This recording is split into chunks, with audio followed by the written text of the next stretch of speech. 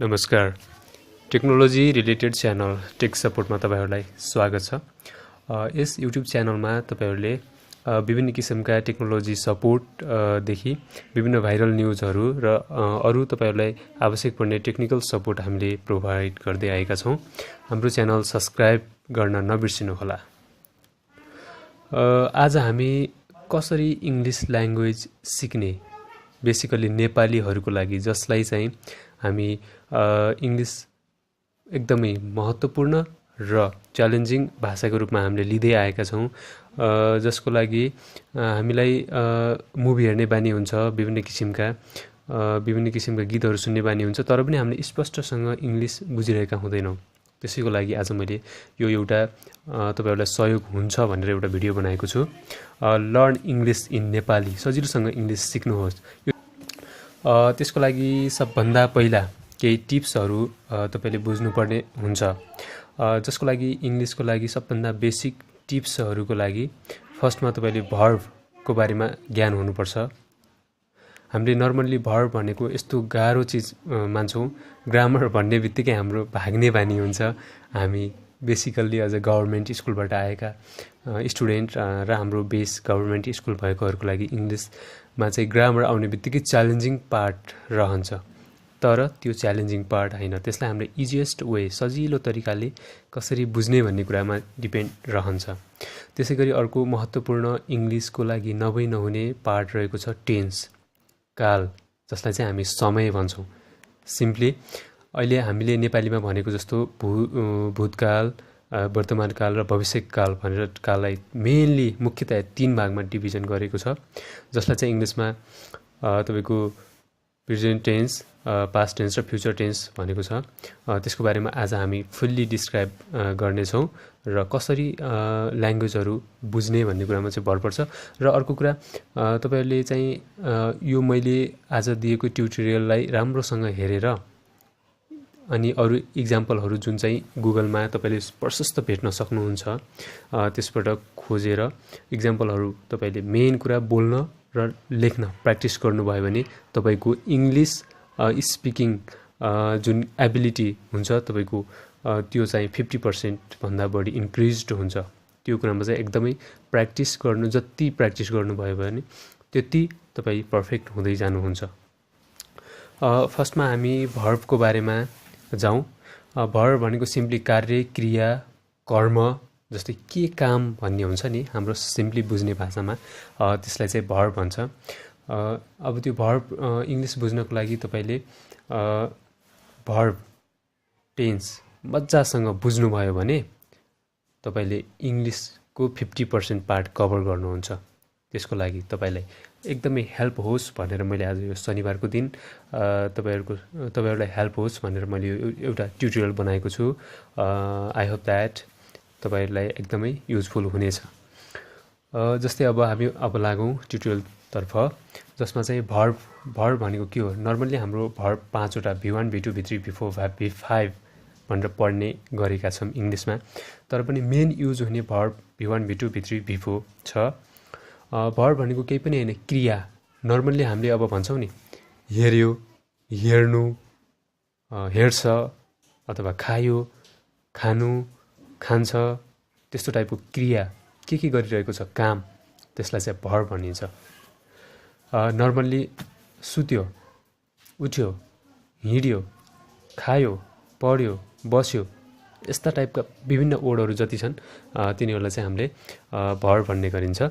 Verb भनेको केही पनि हैन, काम, क्रिया। सिम्पली यो बुझ्नुस् कि भर्ब भनेको काम हो, जसको लागि चाहिँ हाम्रो त्यो ल्याङ्ग्वेज बनाउनको लागि चाहिँ एकदमै युज हुन्छ।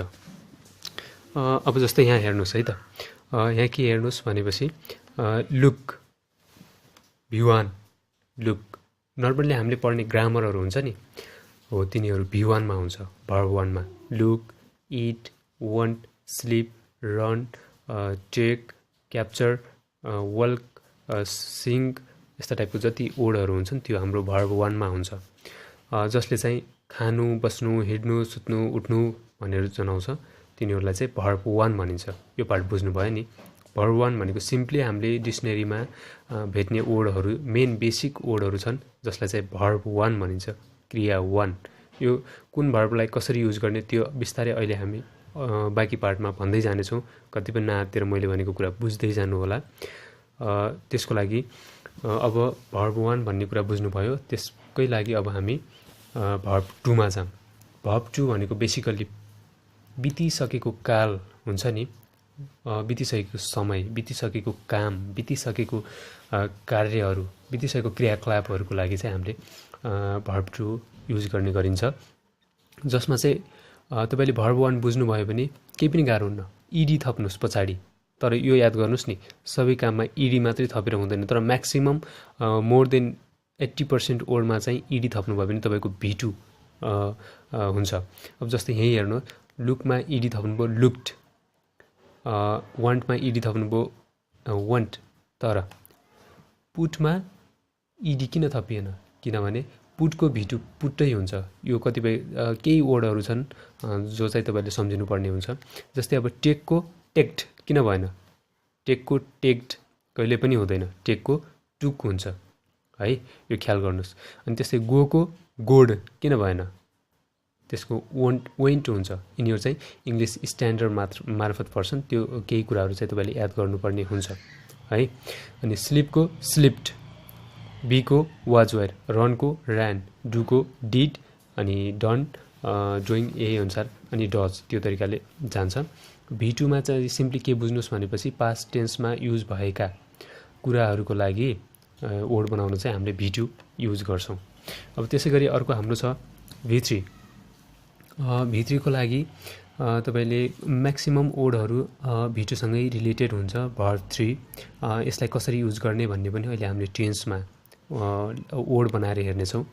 त्यसै गरी भिफो भनेको गरिरहेको कामको लागि, जस्तै लुकिङ भन्यो हेरिरहेको, पुटिङ राखिरहेको, गोइङ हिँडिरहेको, टेकन लिइरहेको, रनिङ दौडिरहेको, डुइङ गरिरहेको भन्ने जति कामहरू यो काम गरिरहेको छ भन्ने जति वर्ड अहिले पनि त्यो काम भइरहेको छ भन्ने वर्ड जनाउनु छ भने त्यसको लागि भर्ब 4 नर्मल्ली भिफो युज हुन्छ। यति कुरा चाहिँ याद गर्नु होला। अब हामी यसपछिको पार्ट हामी केसमा जान्छौँ भनेपछि टेन्स। तपाईले अब टेन्सको बारेमा नर्मल्ली बुझ्नको लागि टेन्स भनेको केही पनि होइन, काल समय जो चाहिँ व्यतीत भइरहेको छ, बितिरहेको छ, अथवा आउनेवाला छ, अथवा बितिसक्यो, त्यो कुरा चाहिँ टेन्समा पर्छ।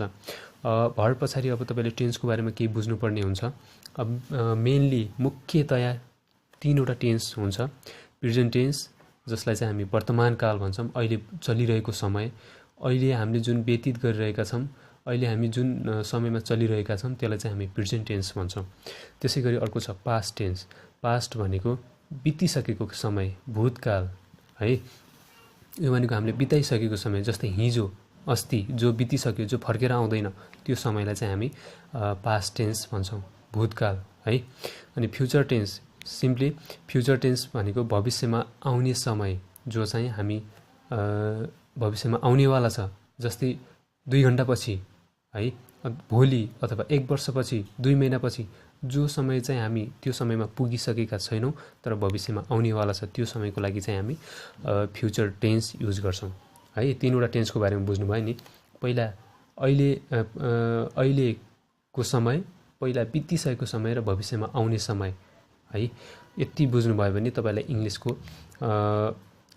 60% भन्दा बढी कुराहरू ज्ञान हुन्छ है। यसपछि अब हामी जाम प्रेजेन्ट टेन्समा। अब कुनै पनि शब्द बनाउनको लागि टेन्सको आवश्यकता पर्छ, समयको आवश्यकता पर्छ। समय नै भएन भने कुनै पनि घटनाक्रमहरू हुँदैनन् जसले गर्दा शब्दहरू नै बन्दैनन्। अब नर्मल्ली हेर्नुहोस् है, मैले भात खाएँ, मैले भात के गरेँ खाएँ भनेपछि त्यो समय बितिसक्यो नि, मैले भात खानेछु आउनेवाला छ नि हो। कुनै पनि काम क्रिया पुरा हुनको लागि, भर्बहरू युज हुनको लागि टेन्स चाहिन्छ है। अब जसमा चाहिँ प्रत्येक टेन्स, जस्तै हेर्नुहोस् है, प्रेजेन्ट टेन्स 4 वटा पार्टमा छ, त्यसै गरी पास्ट टेन्स 4 वटा पार्टमा छ, फ्युचर टेन्स 4 वटा छ है।